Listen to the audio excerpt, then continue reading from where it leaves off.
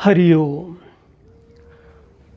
आज का हमारा विषय बाबा तुलसीदास जी द्वारा रचित रामचरितमानस आरंभ करने से पूर्व सती जी के आत्मदाह की कथा है।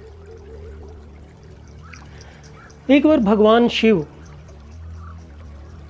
ऋषि अगस्त्य के आश्रम से लौट रहे थे। उनके साथ जगत जननी भवानी सती जी भी थी। वो कैलाश को जा रहे थे। उन्हीं दिनों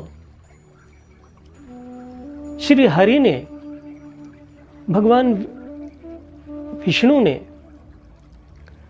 मनुष्य का रूप धारण कर रघुवंश में अवतार लिया था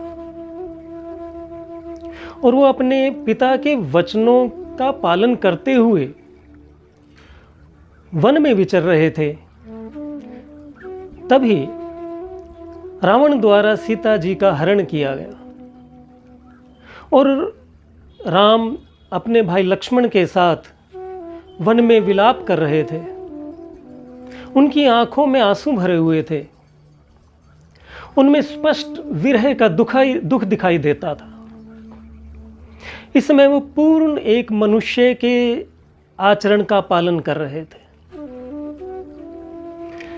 हृदय विचारत जात हर के विधि दर्शन होय, गुप्त रूप अवतरे प्रभु गए जान सब कोई। अब भगवान शिव ये विचार कर रहे हैं कि मैं किस तरह से श्री राम के दर्शन करूं, क्योंकि उन्होंने गुप्त रूप से अवतार लिया है और यदि हम इस तरह उनके समक्ष गए तो सब जान जाएंगे। तो यह अवसर ठीक न जान करके उन्होंने दूर से ही उन्हें प्रणाम किया और सच्चिदानंद की जय हो ऐसा कहकर सती जी के साथ आगे बढ़ चले। लेकिन यहां सती जी को संदेह हुआ कि जिस शिव के आगे देवता, गंधर्व, मनुष्य सभी सर नवाते हैं, उन्होंने आज एक साधारण मनुष्य को सर नवाया और सच्चिदानंद की जय कह करके प्रसन्न भी हुए।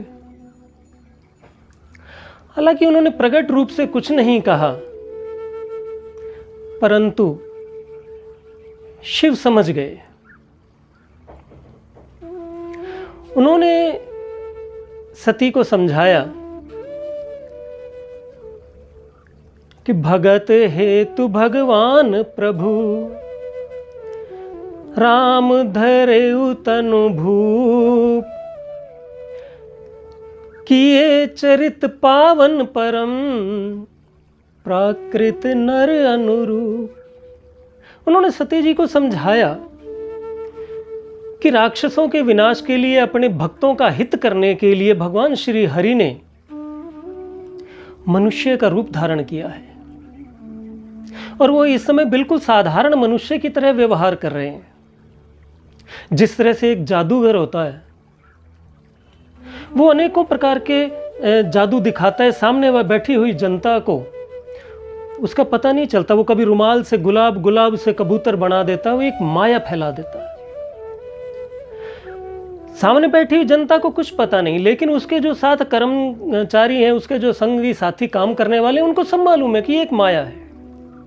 उसी प्रकार भगवान श्री राम इस समय मनुष्य के रूप में हैं, तो पूरे मनुष्य का आचरण का पालन कर रहे हैं।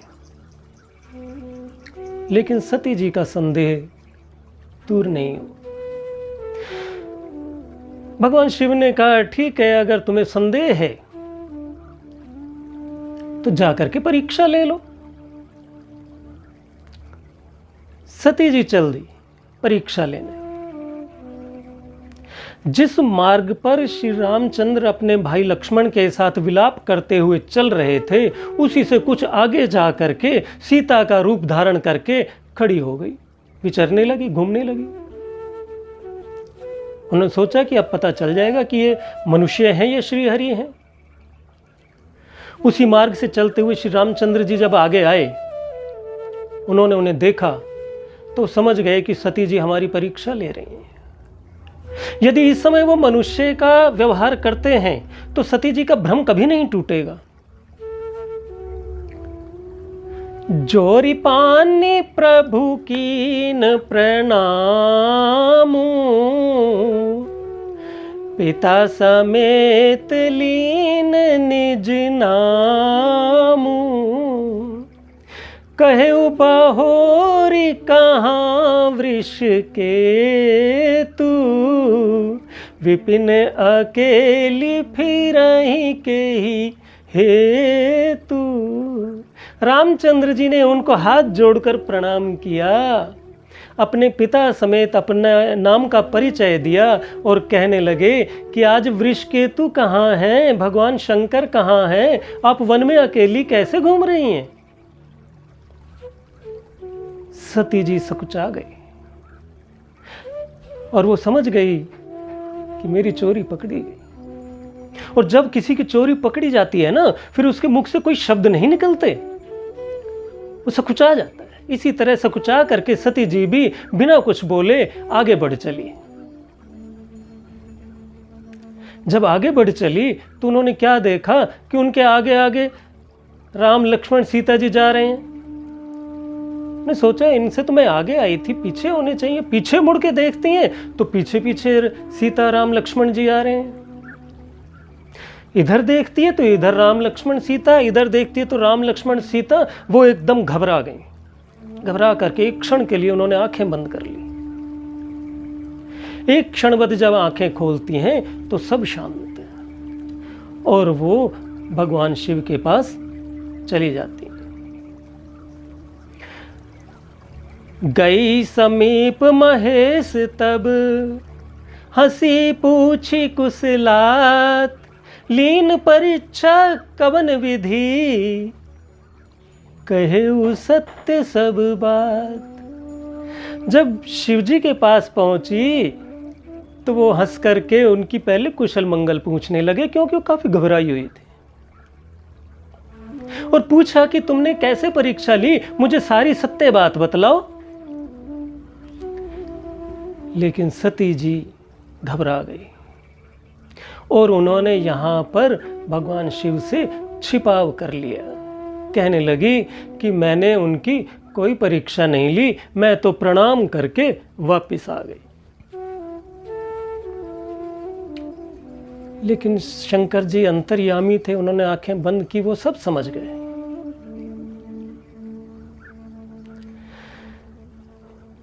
वो समझ गए कि अब सती का कल्याण नहीं है। देखहु प्रीति की रीत भली, जल पय सरसी बिकाई, कपट खटाई परत पुनी, विलग होई रस जाय।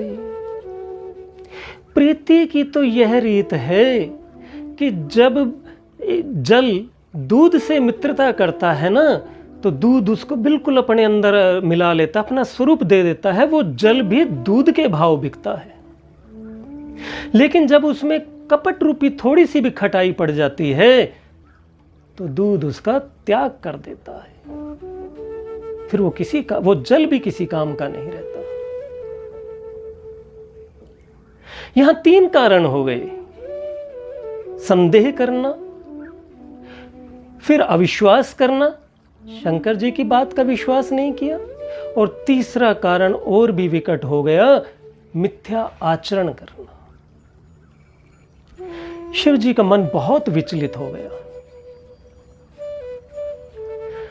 और उन्होंने मन में संकल्प कर लिया कि अब सती जी के इस शरीर के साथ मेरी पति पत्नी के रूप में भेंट नहीं हो सकती।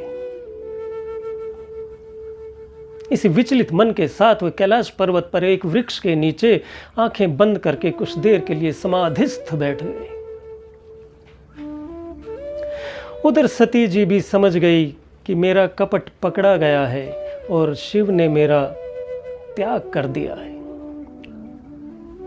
जितनी देर भगवान शिव समाधिस्थ रहे, सती का वो एक एक पल एक एक युग के समान बीता।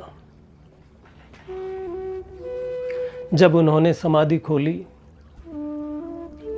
समीप सती जी को बैठाया, लेकिन उनके मन का वो संकल्प अभी फिर उन्हें याद आ गया। दोनों के मन में विचलित है। शिव जी का भी मन विचलित है और सती जी अपराध बोध से ग्रसित है। इतनी देर में क्या देखते हैं कि ऊपर आकाश में गंधर्व, देवता, यक्ष सब अपने अपने विमानों में अपनी पत्नियों के साथ सज धज करके कहीं जा रहे हैं। उन्होंने शिव से पूछा कि ये सब कहां जा रहे हैं। भगवान शिव ने उन्हें बताया कि तुम्हारे पिता दक्ष ने एक यज्ञ का आयोजन किया है,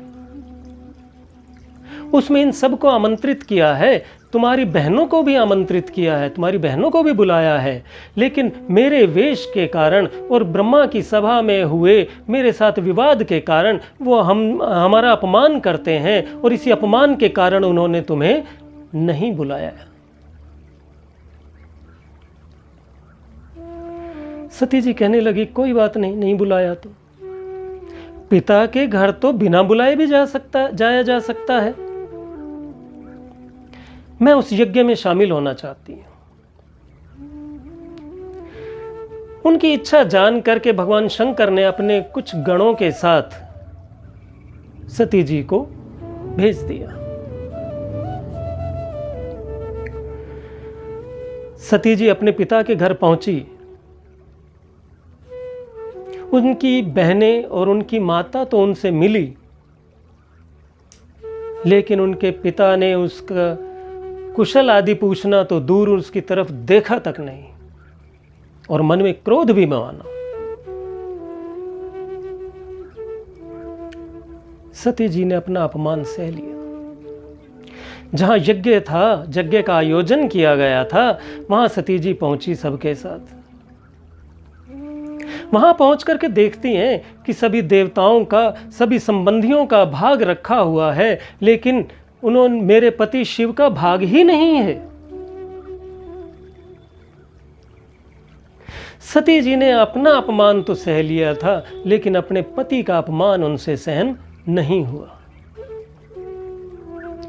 अपने पिता को कटु वचन बोलते हुए उसी यज्ञशाला में ही अपनी योगाग्नि से उन्होंने अपने शरीर को भस्म कर लिया।